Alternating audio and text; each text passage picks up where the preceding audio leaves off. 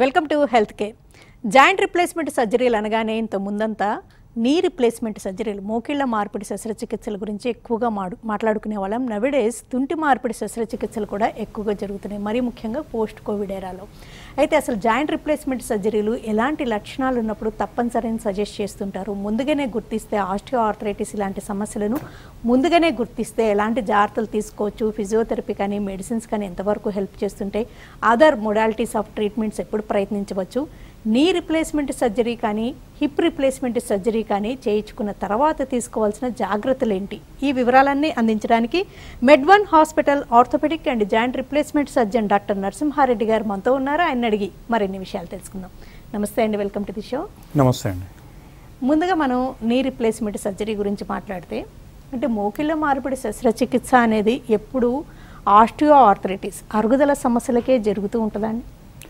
అంటే అరుగుదల అనేది చాలా కామన్ రీజన్ అండి. అంటే అన్నిటికంటే కామన్ రీజన్ అరుగుదల. అయితే అవి కాకుండా వేరే రీజన్స్ కూడా ఉన్నాయి. అయితే ఆ రీజన్స్ అన్నీ కూడా ఏంటంటే అల్టిమేట్గా అరుగుదలకు దారితీస్తాయి అన్నమాట. సో అల్టిమేట్గా అవన్నీ కూడా వచ్చి ఆస్టియోఆర్థరైటిస్లో కల్మినేట్ అవుతాయి. సో ఫైనల్ రీజన్ వచ్చేసి ఆస్టియోఆర్థరైటిస్. అయితే వయసుతో పాటు వచ్చే అరుగుదల మనం ఎక్కువ చూస్తూ ఉంటాము. ఆల్మోస్ట్ 60-70% అదే రీజన్ ఆపరేషన్కి. సో దాన్ని ప్రైమరీ ఆస్టియోఆర్థరైటిస్ అంటాం అనమాట.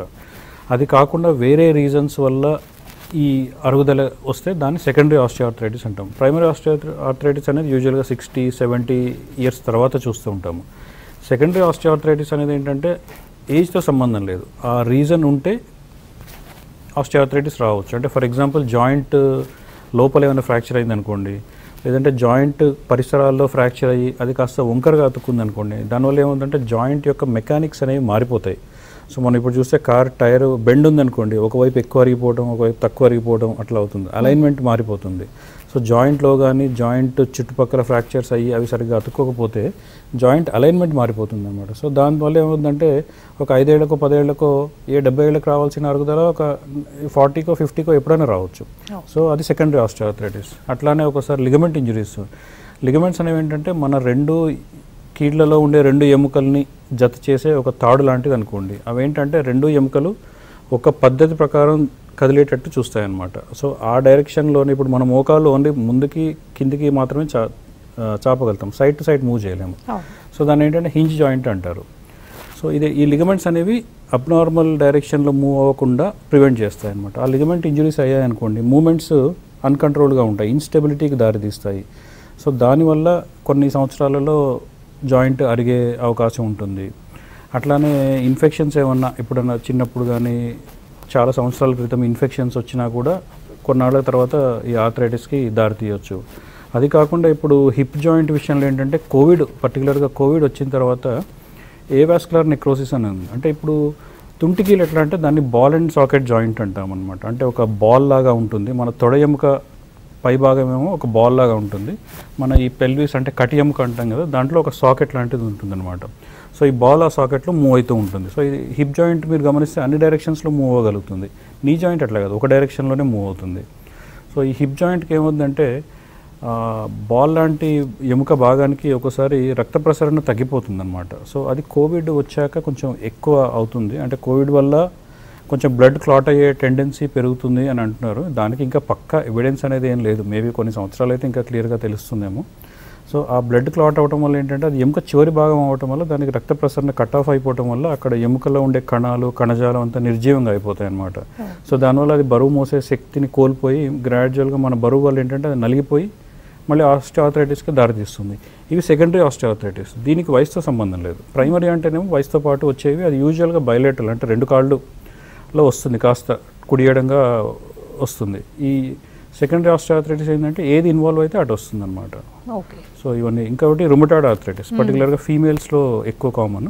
అది కూడా one of the common reason నీ రీప్లేస్మెంట్కైనా హిప్ రీప్లేస్మెంట్కైనా. అయితే ఎప్పుడైనా ఇవన్నీ అంటే ఏజ్తో పాటు వచ్చే డీజనరేటివ్ చేంజెస్, ఒక్కోసారి ఇక రుమటాయిడ్ ఆర్థరైటిస్ లాంటివి అనేవి కీళ్ళవాతం లాంటి సమస్యలు, ఇన్ఫెక్షన్స్ వాటితోటి. ఎప్పుడైనా బై బర్త్ ఏమన్నా డిఫెక్ట్స్ తోటి వీళ్ళకి తొందరగా కీళ్ళు అరిగే రిస్క్ ఉంది, ముందుగానే ఈ జాగ్రత్తలు తీసుకోండి, లేకపోతే ఇలాంటి చిన్న చిన్న మైనర్ సర్జరీస్ తోటి ఆస్టియో ఆర్థరైటిస్ని కానీ వాటిని అవాయిడ్ చేయొచ్చని అలాంటివి చెప్పడం కూడా ఉంటుంది.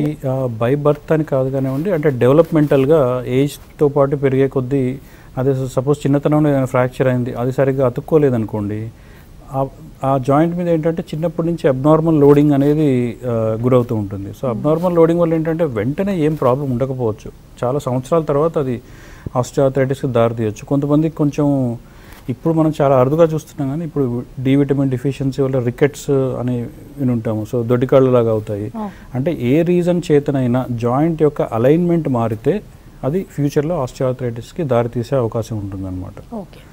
ఎవరైనా మోకాళ్ళ నొప్పులని మీ దగ్గరికి వచ్చినప్పుడు వాళ్ళని అసలు ఏ టెస్టులు చేస్తారు, ఫస్ట్ ఎలాంటి ప్రయత్నాలు చేయమంటారు, ఏ సిమ్టమ్స్ ఉన్నప్పుడు అసలు నెగ్లెక్ట్ చేద్దాం? సో నొప్పి అనేది ఫస్ట్గా మానవాళికి దేవుడిచ్చిన గొప్ప వరం నొప్పి అనేది.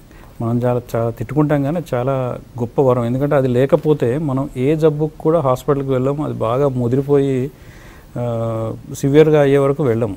సో ఇప్పుడు మనం షుగర్ పేషెంట్స్కి డయాబెటిక్ అల్సర్స్ చూస్తూ ఉంటాం, వాళ్ళు చాలా సివియర్ స్టేజ్లో కానీ రారు, ఎందుకంటే వాళ్ళకి అక్కడ నొప్పి గ్రహణ శక్తి పోతుంది.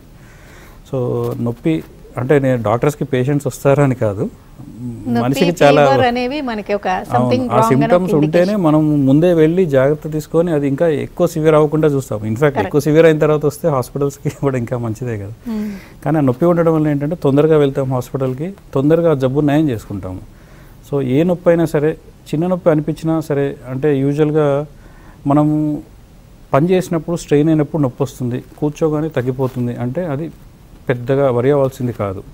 రెస్ట్ పెయిన్ అంటే కూర్చున్నా కానీ పడుకున్నా కానీ నొప్పి అనిపిస్తుంది అంటే ఇంకా ఏదో సీరియస్గా సంథింగ్ ఈజ్ రాంగ్ అని అనుకోవాలి. ఇక్కడనే కాదు, ఏ శరీరానికి సంబంధించిన ఏ నొప్పి అయినా సరే రెస్ట్తో తగ్గుతుంది, స్ట్రెయిన్ అయినప్పుడు వస్తుంది అంటే అట్లా రిపీటెడ్గా పదే అవుతుంది, ప్రతిసారి అవుతుంది అంటే కూడా దాన్ని నెగ్లెక్ట్ చేయొద్దు. ఎప్పుడో అకేషనల్గా ఒకసారి అంటే పర్లేదు, ఎందుకంటే మెకానికల్ పెయిన్స్ ఉంటాయి. పర్టికులర్గా హార్డ్ వర్క్ చేసేటప్పుడు మనం రోజు చేసే పని కంటే ఎక్కువ, ఈరోజు నేను ఎక్కువసేపు నించున్నాను, నా కాళ్ళు నొప్పులు వచ్చాయి, అది పెద్ద వరి అవ్వాల్సింది ఏం లేదు. రోజు చేసే వర్క్ చేసినా కానీ పెయిన్ వస్తుంది అనుకోండి, అప్పుడు వరి అవ్వాలి. ఏ పని చేయకుండా కూడా పెయిన్ వస్తుందంటే అప్పుడు వరి అవ్వాలి. సో దీనికి రీజన్ ఏంటంటే ఇప్పుడు ఒక 20 to 30 or 40sలో ఉన్న వాళ్ళు మోకాలు నొప్పి అని వచ్చారు, దానికి రీజన్ వేరే ఉంటుంది. మోస్ట్లీ ఏంటంటే అవి మెకానికల్ పెయిన్సే ఉంటాయి. అలా కాకుండా 60, 70 దాటిన తర్వాత వచ్చారు అంటే వాళ్ళకి ఎంతో కొంత ఆర్థరైటిస్ అనేది ఉంటుందన్నమాట. అయితే ఆర్థరైటిస్ ఉన్న అందరి పేషెంట్స్కి నొప్పి ఉండాలని ఏం లేదు, నొప్పి ఉన్న అందరి పేషెంట్స్కి ఆర్థరైటిస్ ఉండాలని కూడా ఏం లేదు. వయసులో ఉన్న వాళ్ళు ఏంటంటే మోస్ట్లీ లైఫ్ స్టైల్ మారిపోతుంది, ఫిజికల్గా అంటే భౌతికంగా కాయ కష్టం ఉండట్లేదు. సో ఫిజికల్ యాక్టివిటీ లేకపోవడం వల్ల ఆ పెయిన్స్ వస్తూ ఉంటాయి. అంటే ఆస్టియో ఆర్థరైటిస్ ఒక్కొక్కసారి నొప్పి లేకుండా కూడా ఉండొచ్చు అంటారా?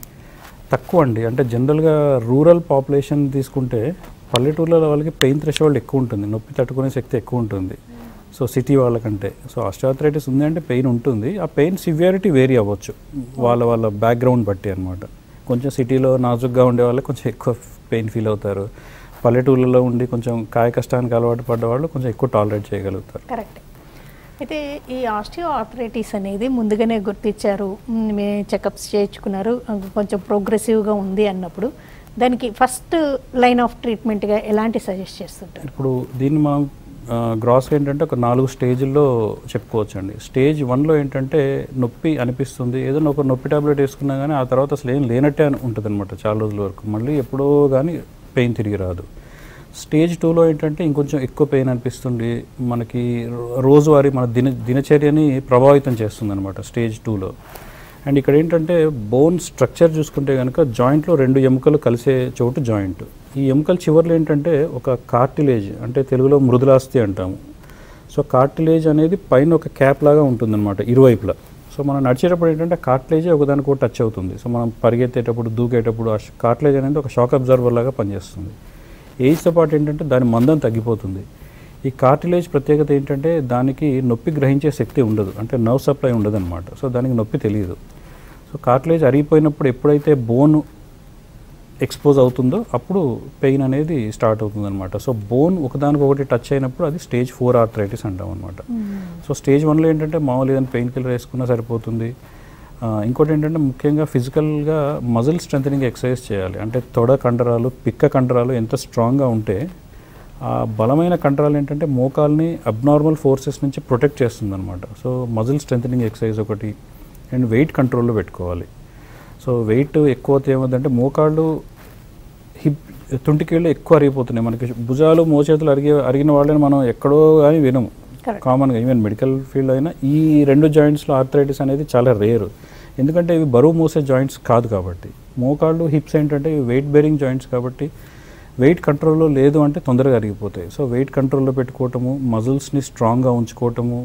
ఇంకోటి ఏంటంటే ఈ మధ్య డి విటమిన్ ఆల్మోస్ట్ 190 మందికి టెస్ట్ చేపిస్తే డి విటమిన్ తక్కువే ఉంటుంది. సన్ ఎక్స్పోజర్ ఉండట్లేదు. సో ఐడియల్గా వచ్చేసి సన్ ఎక్స్పోజర్ టైము ఉదయం లేదా సాయంత్రం అనుకుంటారు కానీ కాదండి. మధ్యాహ్నం అంటే ఉదయం 10 నుంచి మధ్యాహ్నం 2 మధ్యలో షర్ట్ లేకుండా అయితే కనుక 1.5 నుంచి 2 గంటలు ఉండాలి. సో షర్ట్ ఉంటే ఇంకా ప్రపోర్షనేట్గా టైం పెంచుకోవాలి. ఉదయం లేదా సాయంత్రం వెళ్తే కనుక ప్రపోర్షనేట్గా టైం పెంచుకుంటూ ఉండాలి. సో ఇంకా డార్క్ స్కిన్డ్ వాళ్ళు ఎండలో ఎక్కువసేపు ఉండాలి. సో మెలనిన్ అనేది ఒక ఫిల్టర్ లాగా పనిచేస్తుంది అనమాట. ఒక టింటెడ్ గ్లాస్ అనుకోండి. ఇప్పుడు టింటెడ్ గ్లాస్లో ఉన్నప్పుడు ఏంటి, మనకు సన్ ఎక్స్పోజర్ సరిగా ఉండదు. ఈ మెలనిన్ అనేది ఒక టింట్ అనుకోండి. తెల్లగా ఉన్న వాళ్ళకి ఎక్కువ టైం అవసరం లేదు, డార్క్గా ఉన్న వాళ్ళు ఎక్కువసేపు ఉండాలి ఎండలో. ఓకే, ఇది చాలా ఇంపార్టెంట్ పాయింట్. అందరూ అనుకోరు ఇది. అంటే మామూలుగా బిఫోర్ 8 లేకపోతే ఈవినింగ్ ఆఫ్టర్ 4, 5 ఎక్స్పోజ్ అవుతుంటారు, కానీ అంత లైట్ సన్ ఎక్స్పోజర్ సరిపోదు. 10 to 2 ఉండాలి. ఓకే, షార్ట్ బ్రేక్ తీసుకుందామండి. బ్రేక్ తర్వాత ఈ తుంటి మార్పిడి శస్త్రచికిత్సలు ఎప్పుడు చేస్తుంటారు, లక్షణాలు ఎలా ఉంటాయి, శస్త్రచికిత్స తర్వాత తీసుకోవాల్సిన జాగ్రత్తల గురించి డిస్కస్ చేద్దాం. హెల్త్ కేర్లో షార్ట్ బ్రేక్.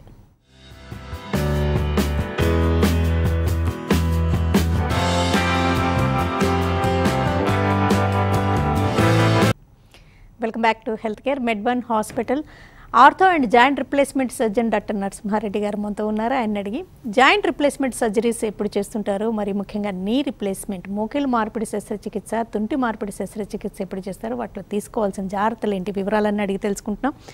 అయితే ఇప్పుడు నీ రిప్లేస్మెంట్ సర్జరీ గురించి ఎక్స్ప్లెయిన్ చేశారు కదండి. ఈ తుంటి మార్పిడి శస్త్రచికిత్సలు కూడా మీరు ఇందాక చెప్పారు కోవిడ్ వల్ల, వాస్కులర్ నెక్రోసిస్ వల్ల కూడా ఎక్కువ జరుగుతున్నాయని. ఒక్క కాల్ చేసి కంటిన్యూ చేద్దామండి. హలో, నమస్తే మేడం. నమస్తే అండి, చెప్పండి మేడం. నేను ఖమ్మం నుంచి మాట్లాడుతున్నా, తెలంగాణ. చెప్పండి. ఇది కొంచెం సర్జరీ అయింది మేడం మొన్న. ఓకే, ఇది కొంచెం కాలు మడవడం కుదరట్లేదు. ఎంతకాలం అయిందంటే నీ రీప్లేస్మెంట్ సర్జరీ అయ్యి? నీ రీప్లేస్మెంట్ కాదు మేడం, పక్కన దాంట్లోనే పక్కన బోను ఇరిగింది, దానికి కొంచెం రాట్లేశారు. ఓకే ఓకే, 1 month అయింది మేడం. ఇవాటి 1 month. మీరు ఎక్కడుంటారండి? ఖమ్మం మేడం, సిటీ ఖమ్మంలోనే. ఓకే, అంటే మీరు అడిగే సిచ్యువేషన్ ఒకసారి డాక్టర్ గారు చూస్తేనే కరెక్ట్గా గైడ్ చేయగలరేమో, చెప్పండి సార్. అది అంటే తను చెప్పిన దాన్ని బట్టి ఏంటంటే ఫ్రాక్చర్ అయ్యి రాడ్ వేసారని చెప్తున్నారు. వేసి 1 month అయింది. చిన్న మెట్టు పుట్టుకొని 1 monthకి నడవలేకపోతున్నారు అంటే 1 monthలో ఫ్రాక్చర్ అతుక్కోదండి. 5-6 weeksకి మెత్తటి ఎముకతో అతుక్కుంటుంది. ఆ మెత్తటి ఎముక గట్టిపడడానికి ఇంకొక 5-6 weeks పడుతుంది అనమాట. కన్సాలిడేట్ అవ్వడానికి ఒక 3 months పడుతుంది, 10 to 12 weeks. సో 1 monthకి నడవలేకపోవటం అనేది నార్మలే. 1 monthకి నడవాలని ఎక్స్పెక్ట్ కూడా చేయొద్దు. అంటే బరువు వేసి నడవాలనేసి, బరువు వేయకుండానే నడవాలి 4 weeks అయితే. అయితే ఏ ఎముక విరిగింది, ఎక్కడ విరిగింది, ఎటువంటి రాడ్ వేశారు, ఎక్స్రే ఉంటే కనుక ఇంకా క్లియర్గా చెప్పొచ్చు అనమాట. తర్వాత స్క్రీన్ మీద ఉన్న నెంబర్స్కి వాళ్ళు వాట్సాప్ చేసినా మీరు గైడ్ చేయగలరు. ఓకే, ఈ హిప్ రిప్లేస్మెంట్ సర్జరీస్ అన్నీ యంగ్స్టర్స్లోనే జరుగుతున్నాయి ఎక్కువగా అని వింటున్నామండి. అంటే స్టిల్ అదే ట్రెండ్ ఉందా, అంటే పోస్ట్ కోవిడ్ తర్వాత అవి ఎక్కువగానే వింటున్నాం, కానీ ఇంకా అది కంటిన్యూ అవుతుందా? యంగ్స్టర్స్లో ఎల్డర్లీ పెద్దవాళ్ళ కంటే ఎక్కువ అవటం కాదండి. ఇదివరకు ఎంత అయ్యాయో దాంతో పోల్చుకుంటే కొంచెం పెరిగాయి. అయితే ఇప్పటికి కూడా ఏజ్ వాళ్ళలోనే రీప్లేస్మెంట్స్ ఎక్కువ అవుతున్నాయి. అదే చెప్పిన హిప్ ఏంటంటే ఈ ఏవాస్కులర్ నెక్రోసిస్ అనేది వయసుతోటి సంబంధం లేని ఇదనమాట. సో ఏ వయసులోనూ రావచ్చు. సో అది యంగ్స్టర్స్లో కూడా వస్తుందన్నమాట. అయితే ఇప్పటికీ ఏజ్ వల్ల వచ్చే ఆర్థరైటిసే కామన్ రీజను. అయితే ఒక 10 years బ్యాక్ చూసుకుంటే ఇప్పటికి చూసుకుంటే కనుక ఏవాస్కులర్ నెక్రోసిస్ కేసులు ఎక్కువ అవుతున్నాయి అన్నమాట. సో అంటే ఇంకా ఇంకా అంటే పోస్ట్ కోవిడ్ ఎఫెక్ట్ ఉండి, స్టెరాయిడ్ ఎఫెక్ట్ ఉండి ఏవాస్కులర్ నెక్రోసిస్ అనే condition still it's there in the. అవును, ఉంది. ఇంతకుముందు కూడా ఉండేది కానీ కొంచెం ఎక్కువైంది అనమాట. ఈ పోస్ట్ కోవిడ్ కొంచెం ఎక్కువైంది, దాని ఇన్సిడెన్స్ ఎక్కువైంది అంతే. అంటే తుంటికి అంటే హిప్ రిప్లేస్మెంట్ సర్జరీస్ జరిగే సందర్భాలు కూడా మేజర్గా హిప్లో పెయిన్ అండ్ వాళ్ళు నిద్రలో కూడా ఇబ్బంది పడడం ఇలాంటివి ఉంటాయి. రెండిట్లో కూడా ఏంటంటే స్టేజ్ 4 ఆర్థరైటిస్ ఎప్పుడైతే ఎముక పైన ఉండే ఆ కార్టిలేజ్ అనేది పూర్తిగా అరిగిపోవడం జరుగుతుందో అప్పుడు ఏంటంటే రెండు ఎముకలు ఆ ఉపరితలాలు ఒకదానికొకటి డైరెక్ట్గా రబ్ అవుతూ ఉంటాయి అన్నమాట. సో ఆ స్టేజ్లో ఇంకా రీప్లేస్మెంట్కి వెళ్ళాల్సిందే. కార్టిలేజ్ ఎంతో కొంత ఉంది అనుకోండి స్టేజ్ 2 లేదా స్టేజ్ 3లో మన గోల్ ఏంటి అంటే ఉన్న కార్టిలేజ్ని కాపాడుకోవాలి, అది అరిగిపోకుండా చూడాలి. అరిగిపోయిన దాన్ని రీజనరేట్ చేయలేము. అండ్ జాయింట్లో ఉన్న కార్టిలేజ్ ఎప్పుడు రీజనరేట్ అవ్వదండి. రీజనరేట్ అయినా ఏంటంటే దానికంటే కొంచెం ఒక బి గ్రేడ్ కార్టిలేజ్ తోటే రీజనరేట్ అవుతుంది తప్ప జాయింట్లో ఒరిజినల్గా ఉన్న కార్టిలేజ్ అంటే మనకి పుట్టుకతో ఉన్న కార్టిలేజ్ మళ్ళీ తిరిగి రాదు. కొన్ని ట్రీట్మెంట్స్ ద్వారా రీజనరేట్ చేస్తారు కానీ అది ఈ కార్టిలేజ్ కాదనమాట, వేరే రకం కార్టిలేజ్ అని వస్తుంది. సో ఇది ఏ గ్రేడ్ అనుకుంటే అది బి గ్రేడ్ అనుకోండి సింపుల్గా చెప్పాలంటే. సో అది వస్తుంది. స్టేజ్ 2 స్టేజ్ 3లో ఏంటంటే ఆ ఉన్న కార్టిలేజ్ని మనం కాపాడుకోవాలి. అందుకని వెయిట్ తగ్గటము అండ్ కార్టిలేజ్ని హెల్త్ని ఇంప్రూవ్ చేసే కొన్ని మెడిసిన్స్ ఉంటాయి, అవి వాడుకోవచ్చు. అండ్ కొన్ని రకాల ఇప్పుడు స్టెరాయిడ్ ఇంజెక్షన్స్ ఉంటాయి. స్టెరాయిడ్ ఇంజెక్షన్స్ ఏంటంటే ఓన్లీ ప్యూర్గా పెయిన్ని తగ్గిస్తాయి. గుర్తుపెట్టుకోవాల్సి ఏంటంటే ఓన్లీ పెయిన్ తగ్గిస్తాయి అంతే. రోజు ట్యాబ్లెట్ వేసుకునే పని ఉండదు స్టెరాయిడ్ ఇంజెక్షన్ వల్ల.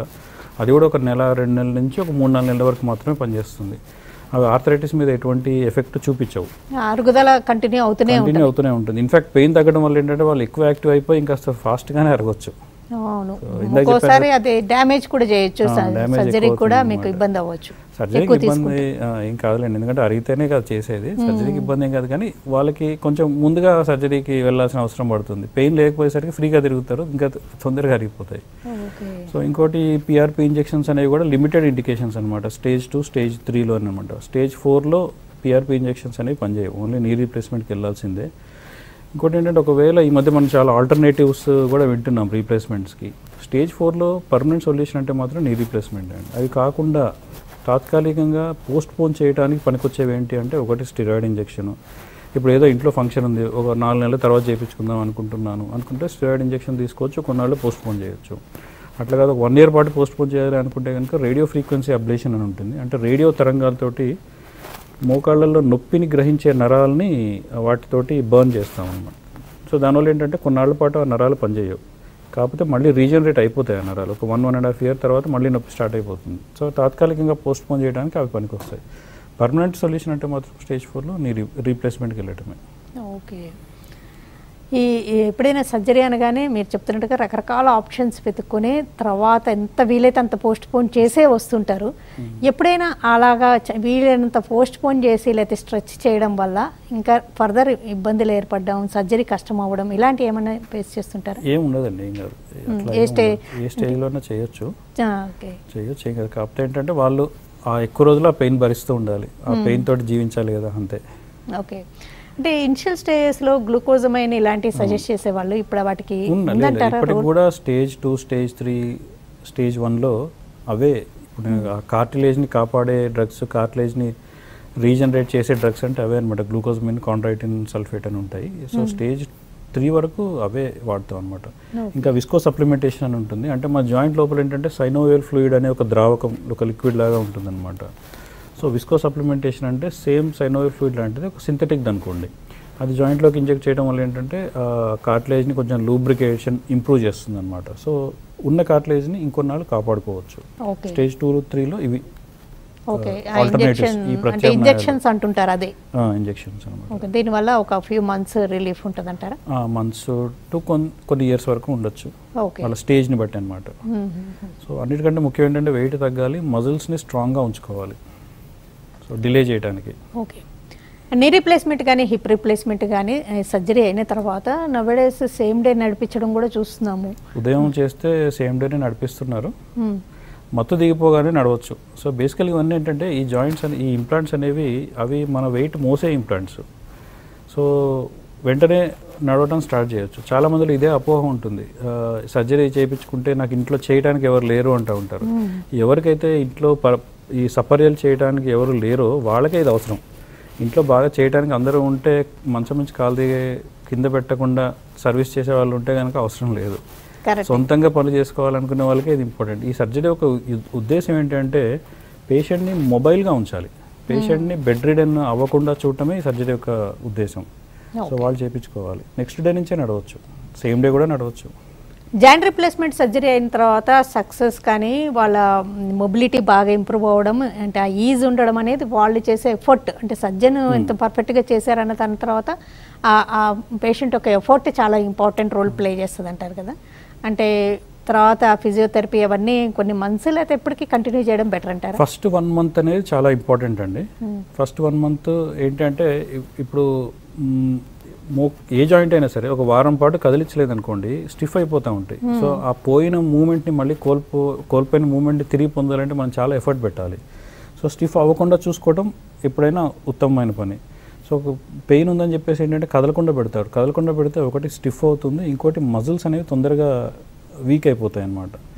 సో దానివల్ల ఇబ్బంది అవుతుంది. సో ఫస్ట్ 1 month ఫిజియోథెరపీ చాలా ఇంపార్టెంట్. ఒకసారి నార్మల్ యాక్టివిటీస్లో పడ్డ తర్వాత మనం రోజు తిరుగుతూ ఉంటాము, అదే ఎక్సర్సైజ్గా సరిపోతుంది. సో ఫస్ట్ 1 month అనేది చాలా ఇంపార్టెంట్. దాన్ని బట్టే దాని రెస్ట్ రిజల్ట్ ఆధారపడి ఉంటుంది. కరెక్ట్.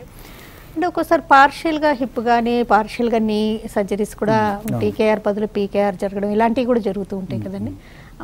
వాటి రిజల్ట్స్ పర్మనెంట్గా ఉంటాయి, తర్వాత వాళ్ళకి total knee replacement total hip replacement అవసరం అవుతుంది. హిప్లో ఏంటి అంటే యూజువల్గా పార్షియల్ రీప్లేస్మెంట్ ఎప్పుడు చేస్తామంటే ఫ్రాక్చర్స్ అయినప్పుడు. ఇప్పుడు ఆ తుంటికీలో బాల్ లాంటిది ఉంటుంది చూసారా, ఏజ్డ్ వాళ్ళు కింద పడ్డప్పుడు ఆ బాల్ కామన్గా విరిగిపోతుంది అనమాట.